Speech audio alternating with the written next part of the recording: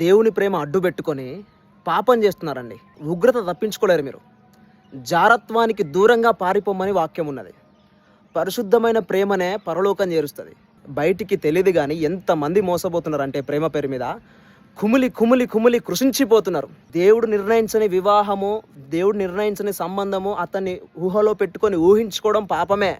దేవుడు నీకు నిజంగానే వివాహ బంధాన్ని ఏర్పరచాలంటే నీకు ప్రార్థనలో తెలియజేస్తాడు, వాక్యం నుంచి తెలియజేస్తాడు.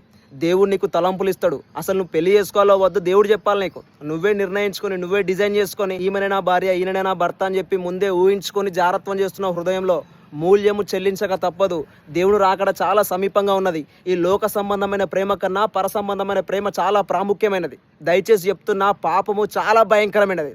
నీ హృదయంలో ఒక అమ్మాయిని లేదా ఒక అబ్బాయిని ఊహించుకుంటూ, వాట్సాప్లో చాటింగ్ చేసుకుంటూ, ఇన్స్టాగ్రామ్లో చాటింగ్ చేసుకుంటూ, హృదయంలో జారత్వం చేస్తూ, ఆ పాపం చేస్తూ దేవునికి ఎట్లా ఇష్టడుగా మారుతావు? క్రైస్తవుని చెప్పుకుంటూ పాపం చేస్తున్నావు కదా. అన్యజనులలో నువ్వే దేవుని నామాన్ని అవమానపరుస్తున్నావు. నీ వల్లే యేసుక్రీస్తు వారికి అవమానం కలుగుతుంది. నీ వల్ల దేవునికి ఘనత కలగాలి కానీ, నీ ప్రేమ వల్ల దేవునికి ఘనత కలగాలి కానీ, నీ ప్రేమ వల్ల దేవుని నామానికి అవమానం కలుగుతుందంటే నీ మీదికి ఉగ్రత రాక మనదు.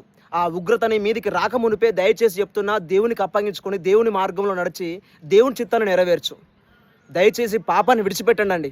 దేవుని చిత్తం అవుతే ఇంట్లో చెప్తారు మీరు, దేవుని చిత్తం కాకపోతే ఇంట్లో చెప్పకుండా దొంగతనంగా తిరుగుతారు బయట. ప్రేమలో దాక్కోవడం ఉండదు, ప్రేమలో అపవిత్రత ఉండదు, ప్రేమ ఇంట్లో చెప్పకుండా ఉండదు. ఈరోజు ఇంట్లో చెప్పకుండా చాటింగ్ చేస్తూ, బయట తిరుగుతూ, ఎప్పటికీ ఫోన్లో మాట్లాడుతూ, రాత్రంతా దేవునితో గడపాల్సిన నీవు రాత్రంతా ఫోన్లో మాట్లాడుతూ జారత్వం చేస్తున్నావు. ఆ తీయటి పలుకులు, తేనె వంటి మాటలు మిమ్మల్ని మోసం చేస్తున్నాయి. దయచేసి దేవునికి దగ్గర కాండి. దేవుని విషయంలో మీరు చాలా సాటిస్ఫాక్షన్గా ఉంటారు. మీ గుండె నిండా అసలైన ప్రేమ లభిస్తుంది. దేవుని చిత్తం మీద తెలుసుకొని మీ ఇంట్లో చెప్పి అప్పుడు నడిపించండి అండి. ఇంట్లో చెప్పిన తర్వాత కూడా మీకు మీరు మోసపోకండి. చాటింగ్ చేయలే, యాకోబు గారు చాటింగ్ చేయలేదు.